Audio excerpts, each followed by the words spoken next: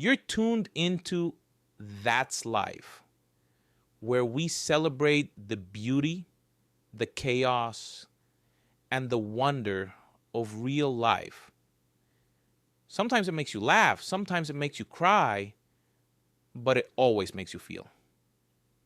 Settle in, we're just getting started.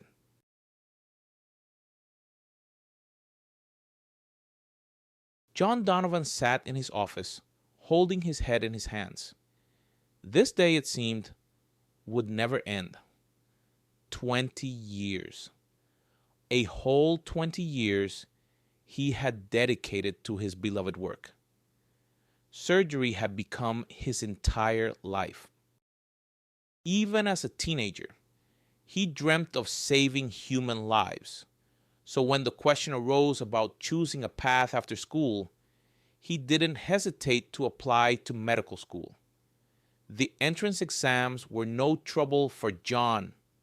The young man had always been diligent in his studies, and the natural sciences came to him with particular ease.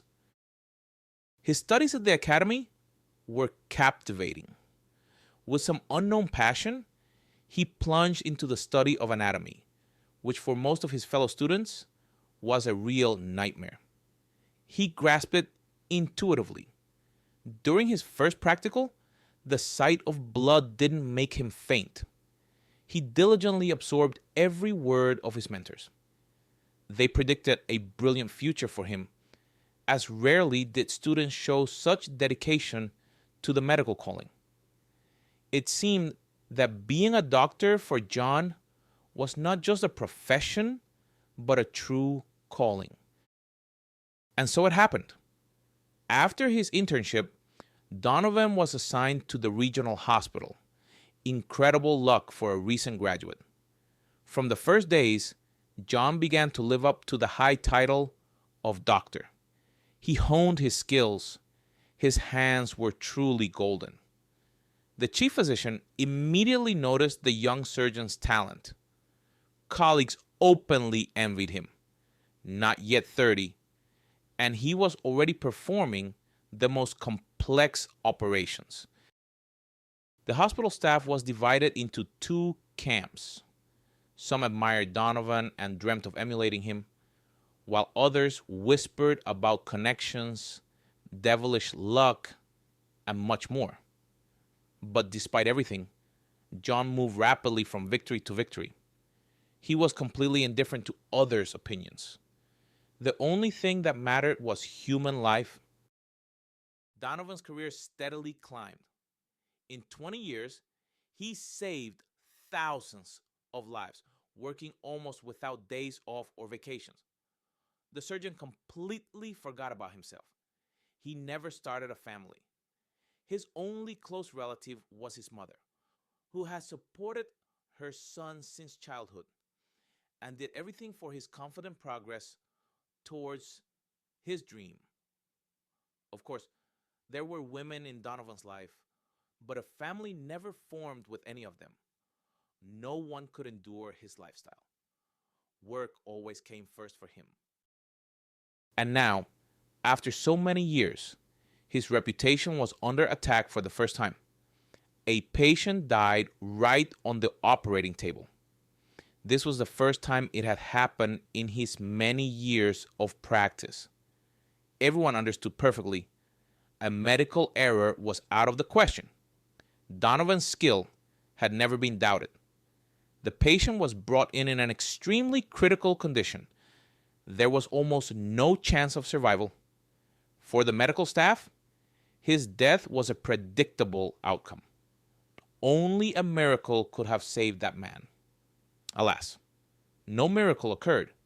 No matter how brilliant a surgeon Donovan was, he was not God. After the unsuccessful operation, he simply went to his office and locked himself inside. He didn't want to see anyone. The deceased relatives weren't at the hospital yet, and a difficult conversation was still ahead. John didn't even know where to start. Usually, he saw faces beaming with joy. That expression of boundless happiness gave him strength. He, an ordinary man, entered into a battle with death and emerged victorious. But now everything was different. There was a knock at the door. John didn't react immediately. The knocking repeated. Donovan reluctantly rose from his desk and went to the door. Behind it stood the chief physician, a stately woman in her early 40s. Anna Carter was feared by everyone except John. Once, this woman had been the love of his life. Back then, she was the clinic's first lady and also a colleague basking in the glow of fame. The serious and determined young woman immediately attracted the surgeon's attention. He fell in love at first sight, although he always denied such a thing. To his surprise, Anna accepted her colleague's advances, and soon a passionate romance began. But even she couldn't reconcile herself to the fact that work would always be more important to him. After living together for 4 years, Anna and John broke up. Neither held a grudge. Both understood perfectly that in their profession, such a choice was often inevitable. The woman remained a loyal friend to Donovan. Even after becoming chief physician, she retained warm feelings for her former lover. But now there was no trace of friendliness on her face. "Jack," she said, averting her gaze. "Now is not the time for talking," he replied dully. "A man died on me. I could have saved him, and I failed." Donovan's voice trembled. It seemed he was about to burst into tears. "Right, calm down," she cut him off sharply. "Nothing can be changed now, and you know perfectly well that it was too late to save him. It's not your fault. What's the point of wallowing in self-pity now?" Anna locked the office from the inside and sat down on the sofa. John sank down beside her and leaned back heavily against the cushion. "I know," he sighed, "but I can't help it. This is the first time in my entire career. I'll blame myself anyway. There's nothing I can do about it." "That's wrong, Jack." She placed her hand on his. "You just have to accept that you can't always save a patient. Many doctors face this, I agree. It takes time to process, to reconcile, to accept. But you have to keep working. While you're suffering here, people still need you. That's the main thing. When was the last time you took a vacation anyway?" "What does that matter?" Donovan asked indifferently. "It matters a lot," Anna nearly shouted, frowning. "Take at least a week off. You really need it now. Pull yourself together. I can't let you fall into a depressed state. It will affect your performance. And God forbid, you might leave the profession. That happens too." "Absolutely not," John objected energetically. "Perhaps you're right. I'll go to the mountains. I always recover quickly there." In his youth, Donovan was fond of hiking. Perhaps that was the only thing he ever looked forward to weekends for. Alone with nature, he quickly regained his strength and peace of mind. Anna didn't suggest a vacation for no reason. She knew perfectly well where he would go. "All right, don't come in starting tomorrow. I'll expect you back at work on the 3rd. Go home now. Rest." "What about the relatives?" "I'll talk to them myself. It's a delicate matter, you understand. And he was a difficult man. We're trying to reach his wife now, but her phone is off. As far as I know, she's away right now. God, I can't imagine how she'll react when she finds out her husband is gone. Don't think about that now. Okay, let me call you a taxi for now. You shouldn't drive in this state." The week flew by unnoticed. John almost completely regained his peace of mind. The complete solitude had a beneficial effect. Donovan had his own trails that few people knew about. Returning from the hike, he barely thought about what had happened. The next day, he went to work. No operations were scheduled for that day. He saw a few scheduled patients and spent almost the entire day in his office. Around 5, Anna Carter called him. Donovan was contemplating death. Why? Why are some people destined for a happy fate, while others are forced to fight for the right to live? Why did I choose this profession? Am I so vain that I dare to take on the burden of fighting death? I am just a man. No, I shouldn't think like that. If it weren't for people like me, chaos would reign in the world. Maybe Anna is right? I shouldn't blame myself for the inevitable. It's impossible to save everyone. What's the point of giving up now? I can save thousands more lives. Donovan stood before the door to Carter's office. For some reason, he was afraid to enter. He had a bad feeling. Anna Carter? He peered inside. And you called? Yes, come in. Anna was sitting at her desk. She looked tired. Her usual expression of confidence was gone. Instead of a strong woman, Donovan saw before him a bewildered girl with reddened eyes who seemed to have been crying recently. What happened? He asked, concerned. John, the woman sighed. I had a very difficult conversation this morning. Trofimov's wife came. The surname cut him painfully. He died a week ago. She wasn't in the country. I had to listen to a lot. Why didn't you call me earlier? I wanted to talk to her myself first, to understand how she would react to the news of her husband's death. But this woman, in short, she's demanding that I fire you. On what grounds? Donovan was indignant. You yourself said it wasn't my fault. We all understand that, Jack. But what? But I want to talk to her myself. How can I find her? It's pointless. You see, this Trofimov was not a simple man. His wife will do everything to ruin your career. I explained everything to her. But this woman, she's convinced he could have been saved.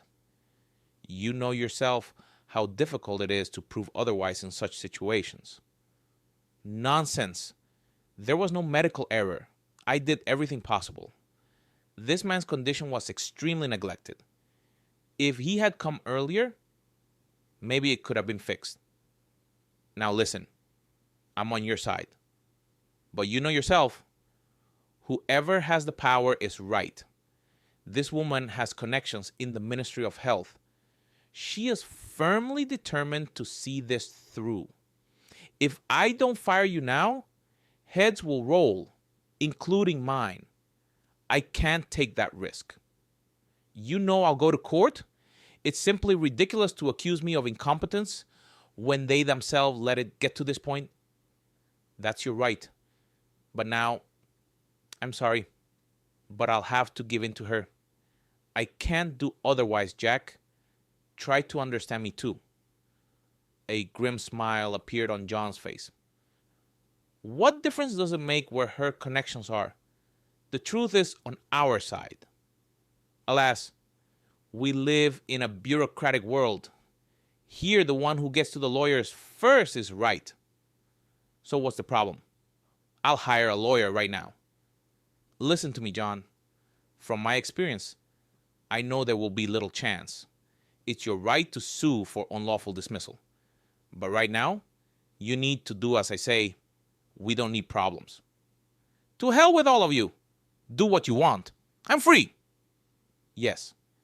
Anna lowered her eyes. You can go. Don't come into work starting tomorrow. I'm very sorry. I hope things will work out.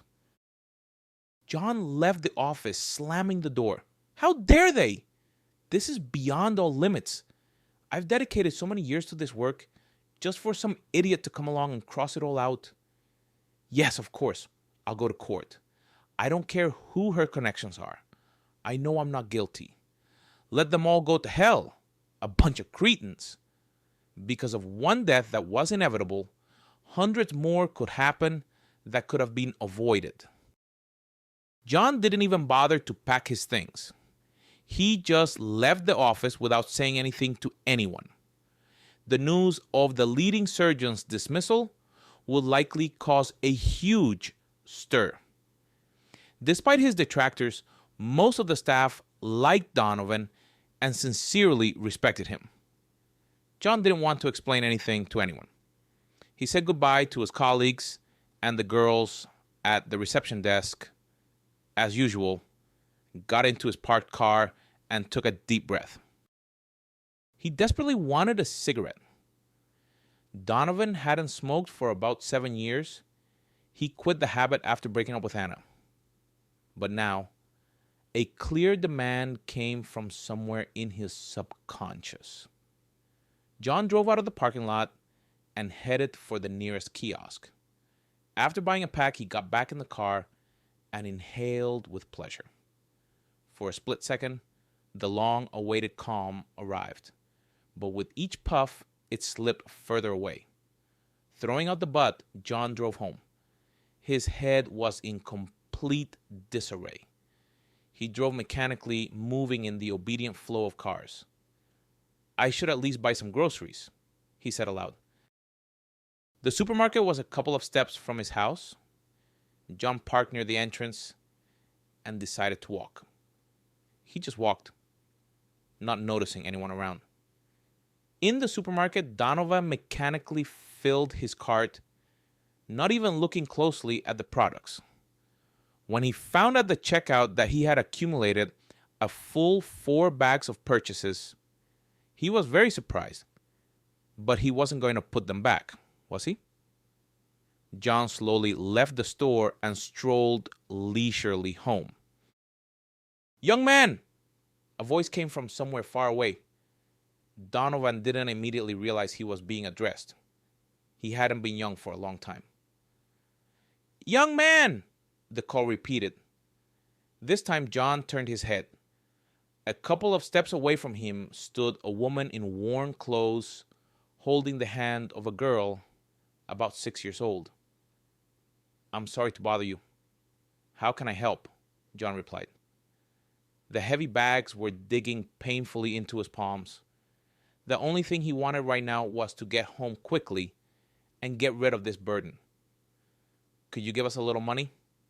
My daughter is very hungry." As if to confirm her words, the girl squeaked something. From her appearance, it was clear that the child was undernourished. The little girl was very thin, with shadows under her eyes. The mother didn't look any better. John knew that beggars often played on pity, pretending to be unfortunate. He glanced at the pair. Either the mother and daughter were very good actors, or they were truly in need. He didn't want to give money, and he didn't have any cash on him anyway. "I don't have any money," he said dryly. "But maybe groceries would help? I bought so much, and it's too much for me alone." The woman's eyes lit up. John thought. She doesn't seem to be lying. He handed the stranger 2 heavy bags. "Here, take these. I don't remember what's in there, but there's bound to be something. You can go home now and cook." "Thank you so much." Tears welled up in the woman's eyes. "I don't even know how to thank you. People are so cruel nowadays. They don't care about others' troubles. My pride wouldn't let me beg. But what can you do? I feel sorry for my daughter. I don't care about myself." "What happened to you?" John asked unexpectedly. He hadn't intended to talk to the woman, but something inside him clenched painfully. He couldn't pass by someone else's sorrow. "Why do you care?" The woman was embarrassed. "Life happened to us. I can't tell you everything. Thank you for the groceries. We'll go now." "Wait!" John suddenly called out after the retreating woman. "I can see that things are far from okay with you. If there's anything I can do to help, tell me. I'm in a difficult situation myself right now. I know what it's like when everything in life goes off track. How can I ask a stranger for anything?" The woman sighed resignedly. Groceries are one thing, although that's already so much. Wait, firstly, I offered help myself. That's different. Secondly, if you are truly in trouble, don't refuse. In a nutshell, briefly, Alice and I have nowhere to go. We've been living on the street for the second week. The woman shifted from foot to foot. John looked at the mother and daughter again. The woman didn't look like she drank. Her clothes, though dirty, were quite decent. And her speech was articulate, not like that of some drunkard. The girl was very quiet, frightened, with huge eyes. Right, Donovan looked around. Let's do this. I live here in the next building, just a few steps away. I live with my mother, but she's at the Dasha now. There's a free room. Come now, and you can tell me everything. You can stay with me for a while until you figure something out. You? The woman's eyes widened. The offer puzzled her. You don't know us at all, and we don't know you. See? We're essentially in the same position. Don't be scared. There's a concierge in the building. She won't keep quiet if anything happens. Don't be afraid. Please. I just can't leave you and your daughter on the street now. You probably haven't eaten anything hot for several days. And who knows what else? I don't even know. The woman was still hesitant. We don't really have any choice. There's always a choice. I'm not taking you prisoner. You'll eat, drink, get your clothes in order. You can leave afterwards. But at least my conscience will be clear. All right, the woman agreed. With doubt, but still. By the way, my name is Sally, and my daughter is Alice. John Donovan, the man introduced himself. You can just call me John and use you. John bustled in the kitchen, while Sally and her daughter freshened up in the bathroom. Eugenia Vance, John's mother, rarely stayed in the city in the summer. She preferred to spend time at the Dasha. Her son hadn't even had time to tell her anything. I wonder what Mama would say if she were home now, Donovan thought. Would she get angry? No, I think on the contrary, she'd be worried herself right now. She's not the kind of person to abandon someone in trouble, even strangers. Donovan had already finished cooking a stew when the guests finally appeared in the kitchen. Sarah had dressed herself and her daughter in the clothes John had prepared for them, old t-shirts and sweatpants. When Donovan saw the transformed ladies, he was very surprised. Sarah looked significantly younger than he had thought when they met. She was a rather young woman, about 30, with long blonde hair and huge gray eyes. The girl was a smaller copy of her. From their appearance, only one thing could be said. They hadn't eaten in a long time. Both were very thin. John didn't delay and invited them both to the table. Well, he said awkwardly, enjoy your meal. I hope my cooking doesn't disappoint you. I made a stew. Just eat slowly or your stomachs might hurt. Sally and Alice began their meal. The girl was shy at first, but her mother reassured her. When dinner was finished, John served tea. Sally gradually came to herself. A blush even appeared on her cheeks. Alice, John said to the girl, maybe you want to watch cartoons? Yes, the girl replied uncertainly and looked at her mother. She nodded. Donovan turned on the TV in the living room and settled the little girl on the sofa. When he and Sally were left alone in the kitchen, he began to ask questions. Tell me, Sarah, what happened to you? Sally was silent for a long time, gathering her thoughts. Finally, she decided, I couldn't stand it anymore. I just took Alice, some money, and left. At that moment, it didn't matter at all where I was going. I just wanted to leave that terrible place. Terrible place? In John's imagination, some kind of cell immediately appeared. Yes, My home, you understand. My husband isn't just a tyrant, he's worse. But Alice and I have no one but him. I endured his abuse for a very long time, but there was a limit. The woman burst into tears. Was it really that bad? Did he hit you? Sally nodded. A couple more minutes passed before she could continue. I married Mike very young. I wasn't even 20 yet. My parents died in an accident. I was completely alone then, and Mike seemed like a real hero. He courted me beautifully, carried me in his arms. Only 3 months passed from the moment we met, and he took me to the registry office. I saw no reason to refuse because back then, I thought I loved him. We lived well. My husband worked in a bank. He earned good money, but he didn't allow me to work. In his opinion, a wife should take care of the house and children. I didn't particularly protest, although even then I should have wondered what kind of person he was. Until Alice was born, he didn't allow himself anything like that. Of course, sometimes he showed his temper, had scandals. He didn't let me go anywhere outside the house. I had to stop communicating with all my friends. For 5 years, I couldn't get pregnant. This made Mike incredibly angry. He accused me of infertility, of being inadequate as a woman.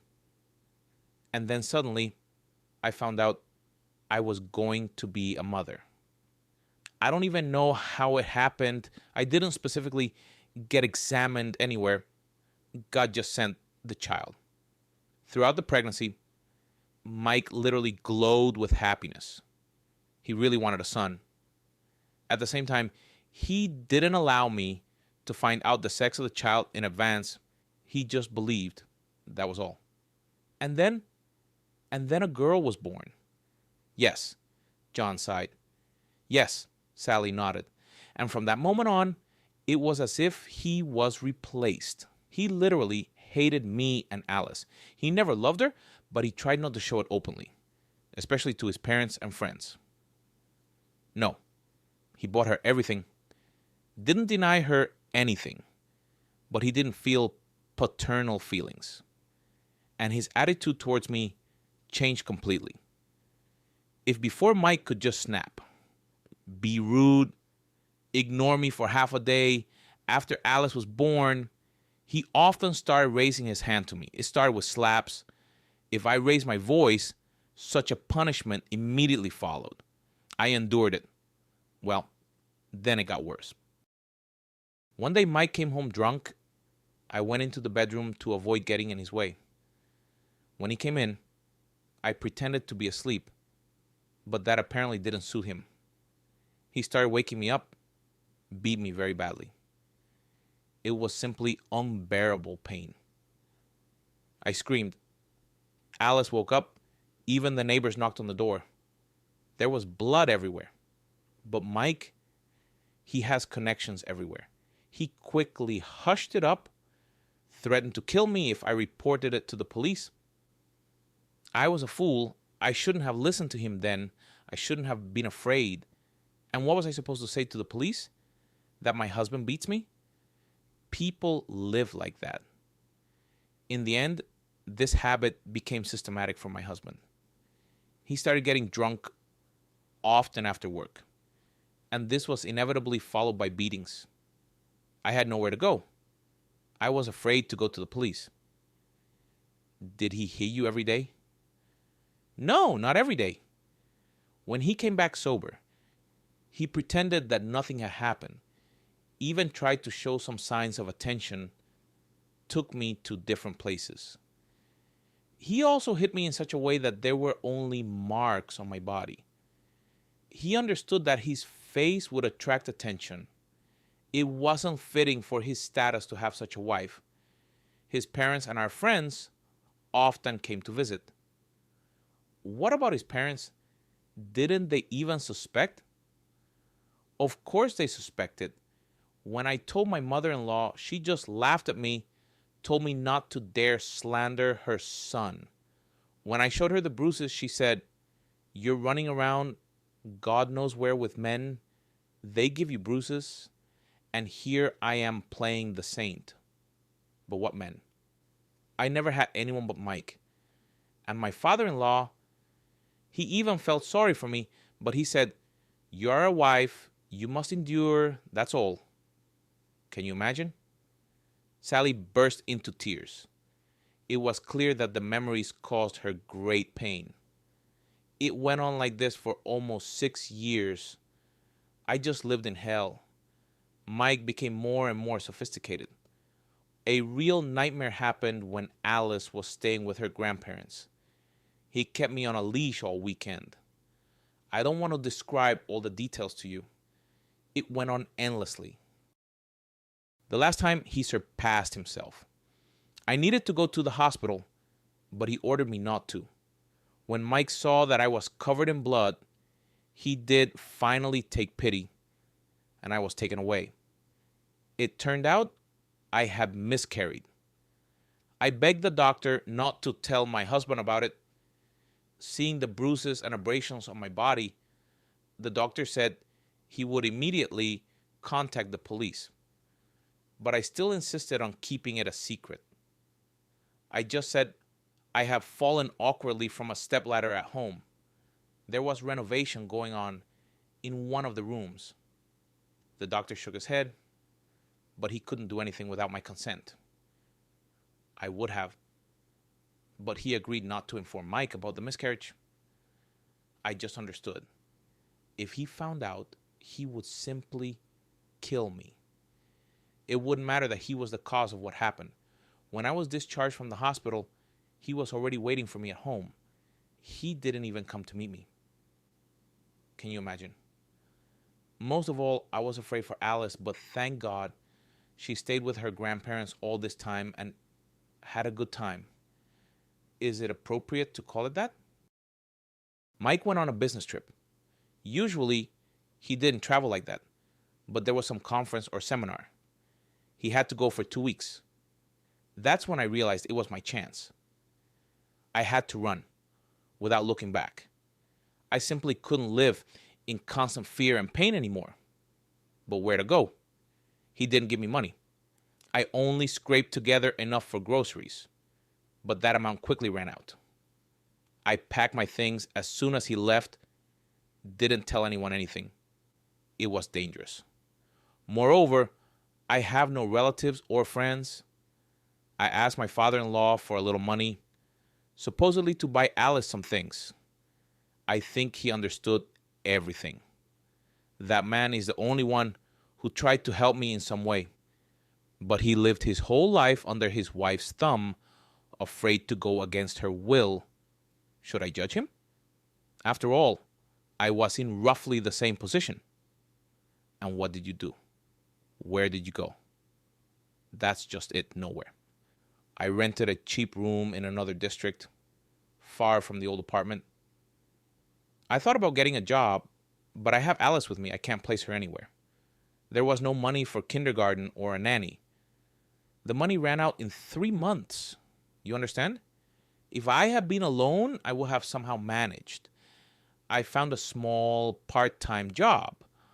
I went to wash floors in the evenings. John looked at this fragile girl. It was clear that she was not used to physical labor. He imagined how difficult it must have been for her to decide on such a low-paying job. I have no education, no experience. Where else was I supposed to go? Besides, I was very afraid that Mike would find us. Before marriage, I studied. But after my parents' death, I dropped out.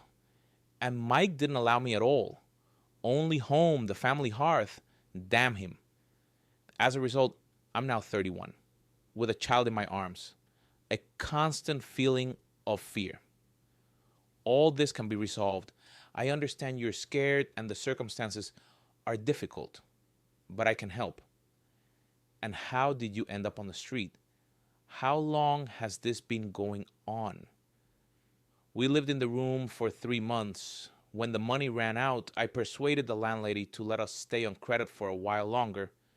But at some point, her patience ran out, and we simply had to go out onto the street. At first, we were at the station. I tried to get into a rehabilitation center, but I thought Mike could easily find us there. So we just wandered around. I had to quit my job. There was nowhere to leave Alice. And then I had to swallow my pride and start begging. I knew it was the end, but there was still hope for a miracle. And here it is. Sarah tried to smile, but started crying again. John put his arm around her shoulders and tried to comfort her. Sally, listen. I won't promise anything, but I think I can help. Stay with me for now. Mama will be back from the dacha soon, of course, but she's an understanding woman. She won't kick you out. I have a friend. He has a private clinic. I could get you a job as an administrator there. It's not much of a job, but you have to start somewhere. And then we'll see. Really? A mixture of joy and doubt was reflected in Sally's huge eyes. I'll do all the housework. I don't want you to think of me as a freeloader. What about my husband? You'll have to get a divorce. Since you have a young child, it will have to be through court. He'll take Alice. You understand there's little chance she'll be left with me. I have no job, no home, and he has money, an apartment, influence. Forget it. Everything can always be resolved. I also have influential acquaintances. Among them are several good lawyers, even a judge, and a couple of prosecutors. Do you work for the authorities? No, not even close. I'm a surgeon, or rather, I was, until today. How so? Sally was surprised. I was fired today. A patient died on the operating table, and even though it wasn't my fault, his relatives are convinced otherwise. He was a difficult person. I don't even know where to start now. In any case, I won't let this go. But for now, I had to make concessions to the chief physician. I'll sue. There's nothing else left. Now I need to recover. John and Sally sat in the kitchen for a little longer, talked, after which the woman went to sleep. Alice was already sleeping peacefully with the TV on. Sally gently picked up the girl and carried her to the bedroom. What are you talking about? Eugenia Vance's voice sounded extremely agitated. What do you mean fired? How dare they? You can't find a specialist like you anywhere. Mama, it's too long to explain over the phone. I don't want to. Come over then. You have nothing to do right now anyway, and I need help here. I'm redoing the flower garden, and digging is hard for me alone. Will you come? John thought about Sally and Alice. It was inconvenient to leave them. And in principle, it was probably dangerous to leave a stranger alone in the apartment. Her story, of course, didn't raise doubts. But anything can happen in life. Refusing. The idea of taking Sally and the little girl with him wasn't an option either. Okay, I'll come then, closer to evening. I need to finish a few more things. I'll be waiting, son. You haven't done anything foolish, have you? Mama, stop it. All right, see you later. Donovan hung up. He had just woken up. The conversation with his mother had fully roused him. I'll have to go. Okay? I'll hope for Sally's decency. I feel she's not the kind of person to repay kindness with malice. John went into the kitchen. To his surprise, Sally was already busy with housework. She had managed to clean up and make breakfast. A steaming cup of coffee was already on the table. I heard you woke up and decided to quickly make some coffee. Is it okay that I'm taking charge here? Of course, Donovan smiled. Make yourself at home. Honestly, I didn't expect breakfast. How else? I've been doing this automatically for so many years, and here, for the first time, with pleasure. I just don't know if you eat scrambled eggs and all that. John looked at the laid table with surprise. Sally had managed to cook not only scrambled eggs. On a plate was a huge pile of serniki, steaming. He hadn't seen anything like it since childhood. Wow, serniki, I haven't eaten them in 100 years. And just like Papa used to make. I never saw such serniki from Eugenia Vance. It was his signature dish. After the divorce, Mama cut Papa out of her life, and serniki were put on the forbidden list. John ate the contents of the plates with appetite. By the way, I got the recipe from my father too. Apparently, some men have the same weaknesses. Papa often made them, and then I learned. What a coincidence, he asked. Has she been up long? I gave her a pencil and paper. She's drawing. My daughter loves doing that. Then we need to urgently buy her some art supplies. I'm going to the center now, so I'll look for something. Great! Sally was genuinely happy. Maybe you need anything else? We could go together? Sally was embarrassed. I don't want to go out unnecessarily. Okay, I understand. It's all right. Just tell me what to buy. I'll bring it. As you can see, I don't have many women's things. Nothing is needed, thank you, the girl replied modestly.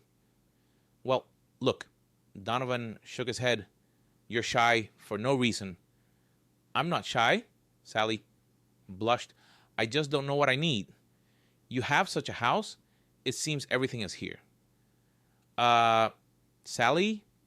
Donovan began suddenly, finally deciding to tell her about his departure. Here's the thing. I need to go away for about 3 days. Can you manage here without me? I'll buy groceries. If anything happens, order delivery. I'll leave you my card. How can that be? Sally was frightened. You're not really going to leave us alone in the apartment, are you? You don't know me at all. What if something happens? For example, a worldwide flood? Go down to the concierge. She has the numbers for all emergency services. I'll tell the doorman that my sister came with her niece, so they'll be aware. But I won't go out anywhere anyway. That's right. But can you take Alice out into the yard? The girl needs fresh air. Our yard is enclosed. There are no strangers here. Go out the back of the building. I'll show you everything. I'll be back from the center quickly. We'll discuss everything. Okay? Sally stood by the stove, completely bewildered. She had not expected this wonderful man to show her such trust. John arrived in Coledino in the evening. The Daca village wasn't far from the city, but the roads were jammed with cars. His mother met him in the garden. The Donovan's dacha was located in a picturesque spot surrounded by forest on two sides. John loved these pine trees, the air saturated with the scent of resin and pine needles. The vegetable garden occupied a small plot. Eugenia Vance's main pride was not the vegetable beds at all. Flower gardens were laid out everywhere, hundreds of shades already fragrant. Eugenia Vance knew some secret the neighbors thought, exclaiming over her luxurious flower beds. But the woman herself claimed that her only fertilizer was love. John was talking to his mother. This woman had long since passed her 60s, but that didn't prevent her from looking great and being active. When his father left, this woman was left alone with a 7-year-old son. Of course, it was difficult, but it wasn't the exhausting work and daily worries that weighed her down. On the contrary, physical labor helped Eugenia Vance not to think about her ex-husband. Robert was dearly loved by her. Eugenia tried to please her husband in everything, managed the household, raised her son, ran to work, and took care of herself. But one day, Jack had just started first grade then. Robert came home from work and simply started packing his things. Eugenia thought he was going on a business trip, but he took her hand and looking directly into her eyes, told her he had fallen in love with another woman. What Eugenia heard seemed like a silly joke. Robert explained something, but the words didn't even reach Eugenia. When the door closed behind her husband, she finally came to her senses. At first, she tried to get him back, even tracked down where Robert was living now. She saw that woman. From the outside, the couple seemed happy. That's when Jenny realized that her husband had left for good. She didn't make a scene, but simply erased him from her life. One day, Robert came to see his son. Then Jenny told him everything and asked him not to appear again. Since he had chosen another life, he shouldn't remember the old one. Robert understood. John never saw him again. When Robert died, John wasn't informed. Donovan didn't particularly grieve. He barely remembered Robert. His mother had convinced him that this man wasn't worthy of being called a father. "Jackie!" Eugenia Vance exclaimed joyfully. "I'm so happy to see you. How are you? Come into the house quickly. Tell me what happened." "Mama, I honestly don't even want to explain all this over the phone. It's a bad situation. I'll be suing now." John told his mother everything. The woman listened in silence, only occasionally shaking her head. How could Annie allow such a thing? I just don't understand. "Mama, don't worry about it. It's definitely not your problem." "How is it not my problem?" Eugenia Vance threw up her hands. "You're my son. I know how hard you worked, and now your life's work is being ruined. It's not right." "What right are you talking about?" "In this world, money and connections decide everything. If that's the case, then I won't give up either. And I have those connections. I've saved the lives of many influential people. I think many will gladly agree to help me." "That's right. Okay, you'll rest a little now, and then maybe you'll tackle the case with renewed strength. If only you would sort out your personal life." "Mama," Donovan looked at her sternly.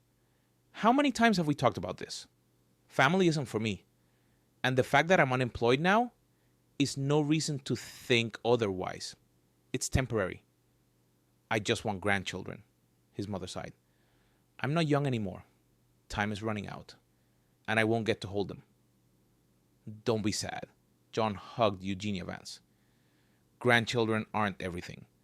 Look how well you've done. The flower gardens are beyond praise this year. The neighbors are probably all green with envy." "Oh, don't say that. I want to do more. Over there." The woman gestured somewhere vaguely. "Will you help me dig a little there? We just need to dismantle the old shed. It spoils the view." "That's why I came," Donovan laughed. "Well, give me a crowbar and a shovel. I'll start right now." "Are you crazy? It's already night. We'll start in the morning. Let's go. I'll feed you some pies for now, your favorites, with green onions." They settled in the summer kitchen. John listened to the chirping of crickets and admired the sunset sky. "It's nice here," he thought. "Maybe I should give up everything, move to the countryside, become a farmer. I've saved enough money. What do I need so much for a loan? And medicine?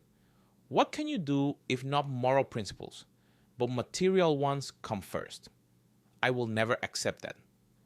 "Mama," he suddenly said. "What, son?" Eugenia Vance seemed to be dozing off. "I need to tell you something." "Right." His mother squinted. "I don't like your tone." "Well," Donovan began, "yesterday I was coming back from work, completely exhausted, and I met a woman with a child. They looked so lost, hungry. Anyway, I gave them 2 bags of groceries." "That's right, son. There's nothing wrong with that. It's a good deed." "That's not all. They'll be staying with us for a while." "What?" His mother looked at Donovan uncomprehendingly. "What do you mean, staying?" Mama Sally and Alice are in a very difficult situation. They have nowhere to go. I just couldn't leave them in trouble. John recounted everything Sarah had told him to his mother. The woman just gasped, Jackie, but still, how could you leave complete strangers alone in the apartment? We have valuables, electronics there. What electronics, Mama? Donovan threw up his hands. They won't take anything. The girls are scared to death. All they need right now is a warm corner. I want to help Sally find a job. I don't know why, but she inspired trust in me. Uh-huh. Think for yourself. How many people would agree to let her into their home like that? It's a dubious scheme. You could wait your whole life like that. No, she's telling the truth. You should just see them. Alice is almost transparent. A girl her age needs to eat well. If I can help them, then it's my duty. I've spent my whole life saving people with my hands. Why can't I do it with my heart? Eugenia Vance looked at her son for a long time. Doubt was in her eyes, but she was still proud that she had raised such a man. Trust, but verify, she finally said. When you get back, try to find out something about this woman. 3 days flew by unnoticed. Donovan finished all the necessary work at the Dasha and was preparing to return to the city. Eugenia Vance asked to go with him, but the man refused. He needed to prepare Sarah for his mother's arrival. At the same time, he wanted to make sure that the woman had met his expectations. Mama, maybe I should bring them here instead. Alice will really like it here. And Sarah, she's not afraid of physical work. She'll help you around the house. Oh, son, I don't even know. All right, you've always been a smart boy. I hope you haven't made a mistake this time. Bring them. We'll see what kind of people they are. Glad Mama gave in, John thought. That woman was hard to argue with. But no matter what, she was a good person. Having gathered his things, he drove home. The journey didn't take long. Few people returned to the city on weekdays. When Donovan drove up to the building, he looked at the windows for a long time. Nothing indicated the presence of residents in the apartment. For a moment, he even got scared. Had Sally run away? The door was locked from the inside. He rang the doorbell. A few seconds later, Sally opened it. She seemed happy. The frightened expression had disappeared from her face. Her cheeks no longer looked hollow. Here I am, Donovan announced, and entered the apartment. How are you doing? Alice ran out to meet him. She stopped at the threshold and looked at Donovan with interest with her huge eyes. Everything's fine, Sally smiled. We're drawing. Thank you so much for the paints. I've never seen Alice so happy. Is that so? Let's see your masterpieces then. I'll go make some tea for now. Let me do it, Sally offered. By the way, I've already made lunch. Wow, Donovan exclaimed, sniffing the air. I can smell something so delicious. Then let's go to the kitchen quickly. I won't refuse a treat after an early breakfast. Alice ran off to the room and soon returned, carrying a whole stack of drawings. While Sally set the table, the girl showed off her masterpieces to Donovan. For a 6-year-old, Alice drew quite well. John was even surprised. Sally, I think you should enroll the girl in art school. She has a clear talent. Really? I'd love to, but John didn't let her finish. He looked at the girl seriously. Alice, tell me, do you want to learn to draw like real artists? Yes, the girl replied shyly and looked at her mother. She nodded.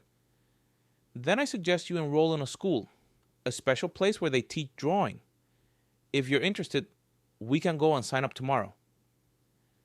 Alice just looked at her mother, saying nothing. The girl's eyes lit up. It was clear that John's offer interested her. But that's probably very expensive. Sally was embarrassed. Right, I don't want to hear that again.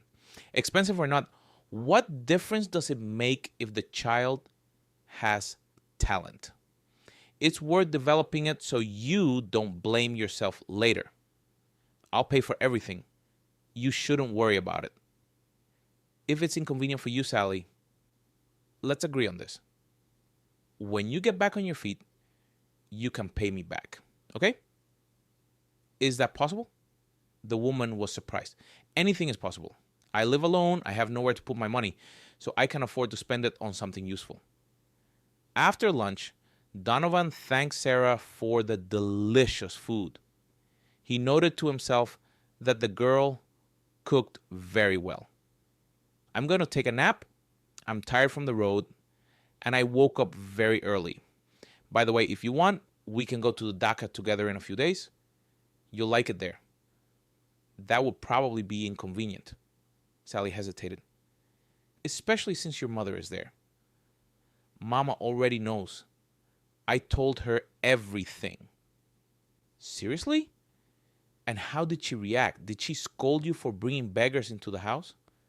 Firstly, not beggars, but people in trouble. There's a huge difference. Secondly, she did scold me, of course, but she got over it quickly. She understands everything after all. It was she who raised me. So many of my character traits come from her. All the more reason to go. All right, I'll rest. And then we can think of something. Donovan retired to the bedroom. He fell asleep almost immediately.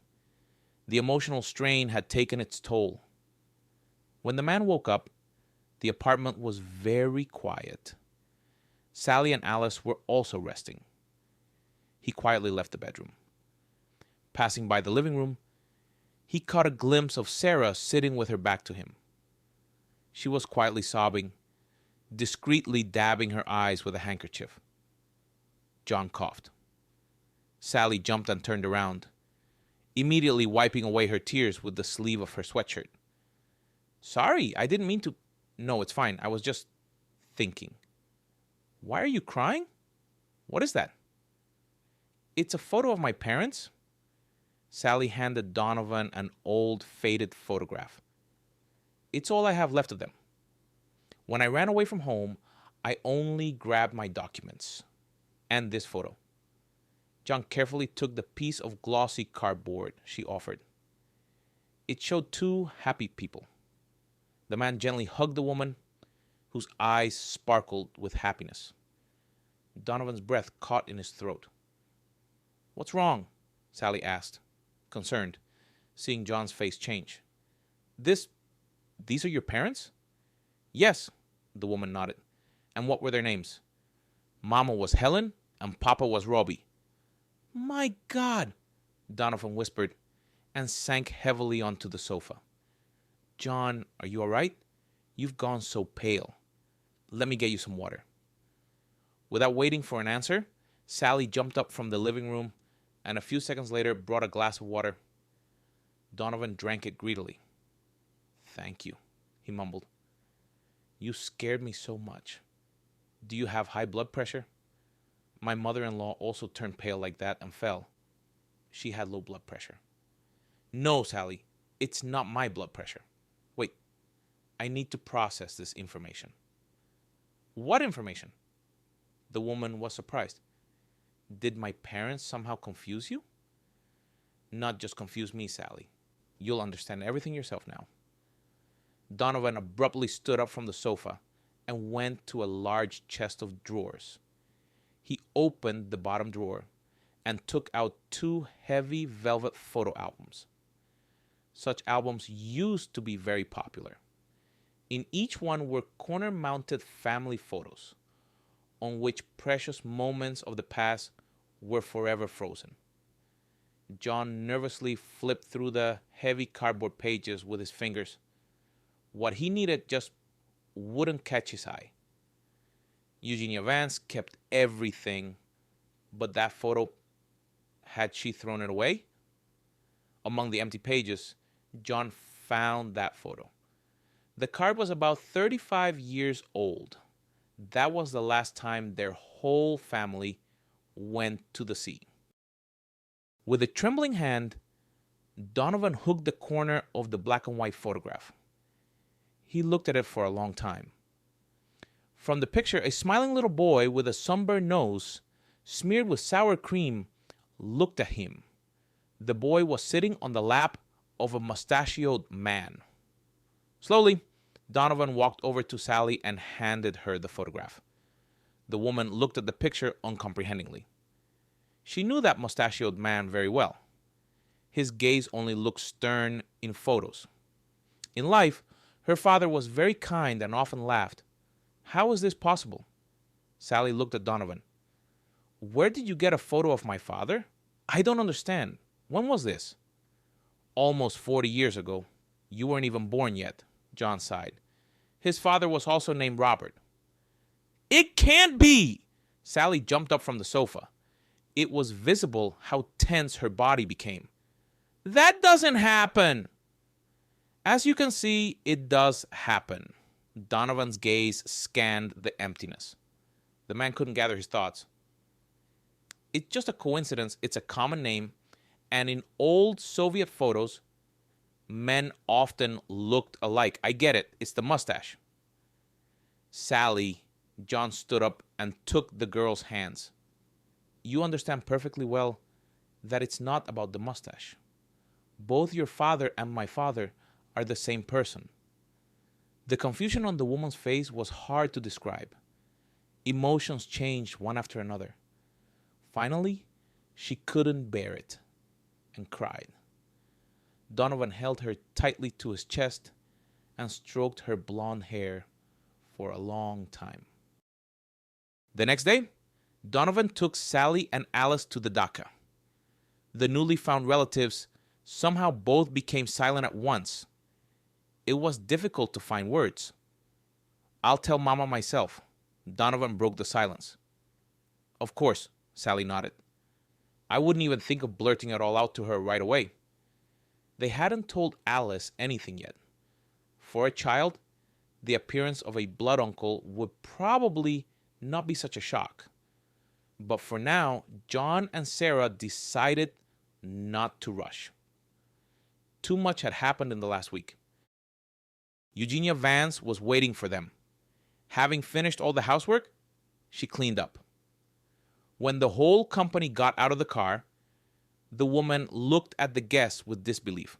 Mama! Donovan exclaimed happily. I'm not alone, as I promised. Meet them. Sarah, Eugenia Vance, and this charming young lady's name is Alice. Hello? Sarah said shyly. Alice also squeaked something. Eugenia Vance's stern face melted into a smile at the sight of the girl. She loved children very much. She couldn't resist their sincere simplicity.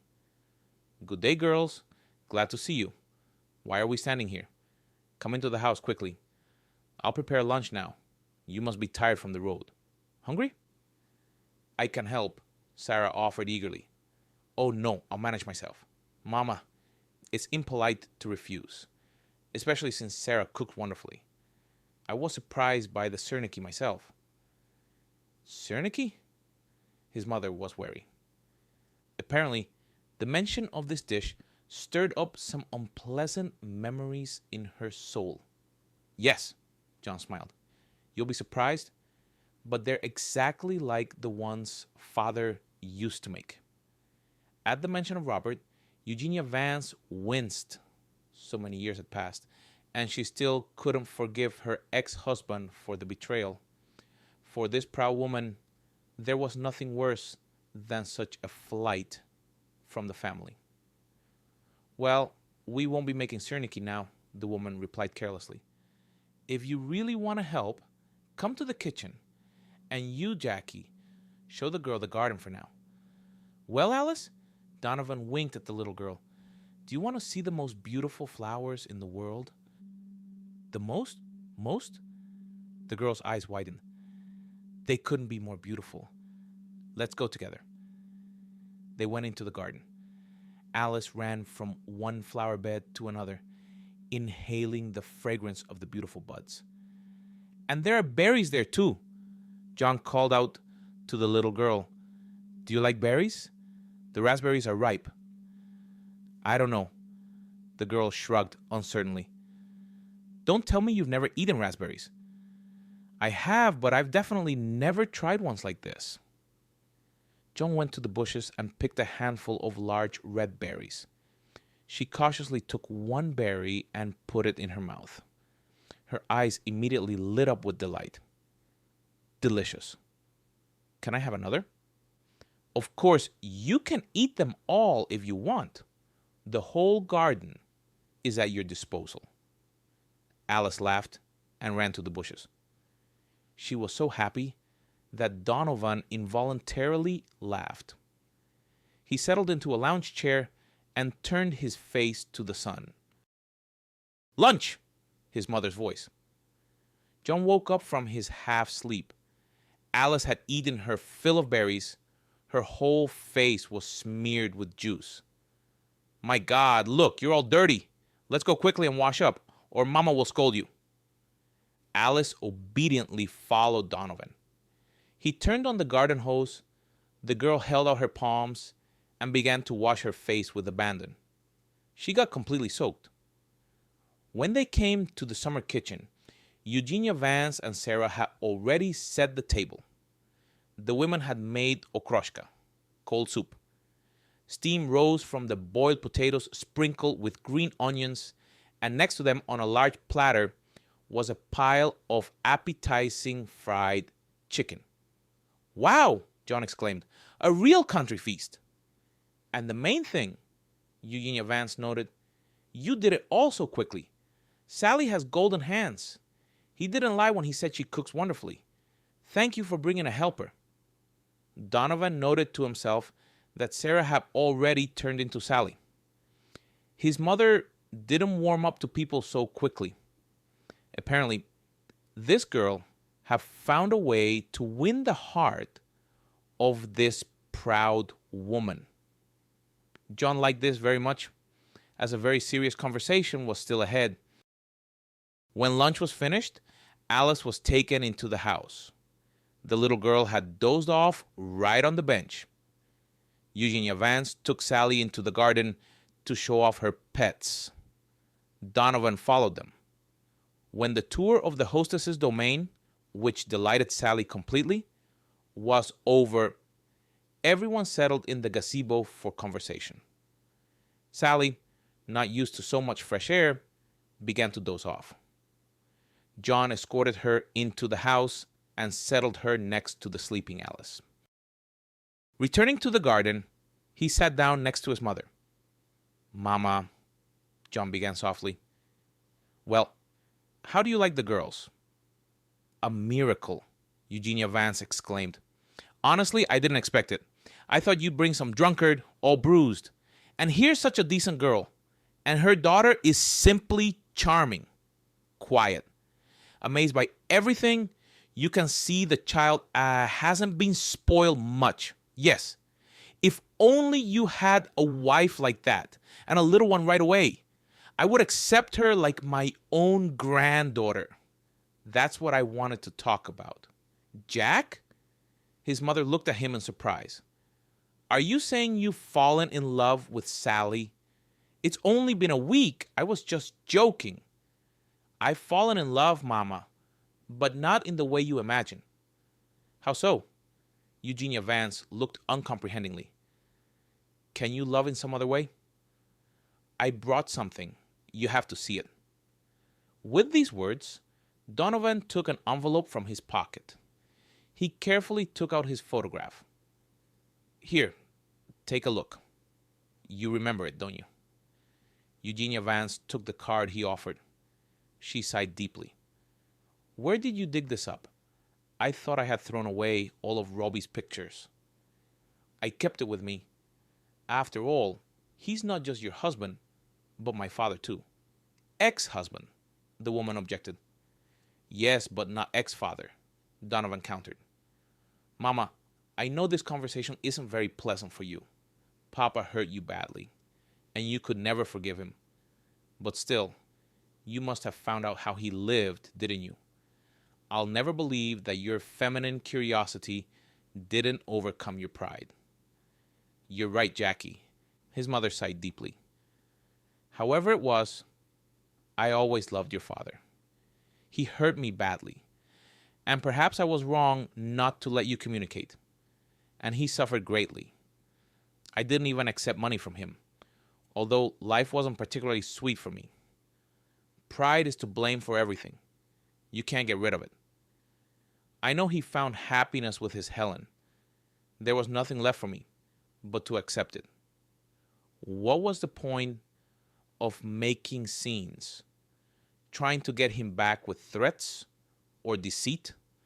We wouldn't have built happiness on that anyway. And then he had a daughter. What's more, why should I interfere with them? So I forgot. And I instilled the same in you. And then that accident, I didn't even tell you.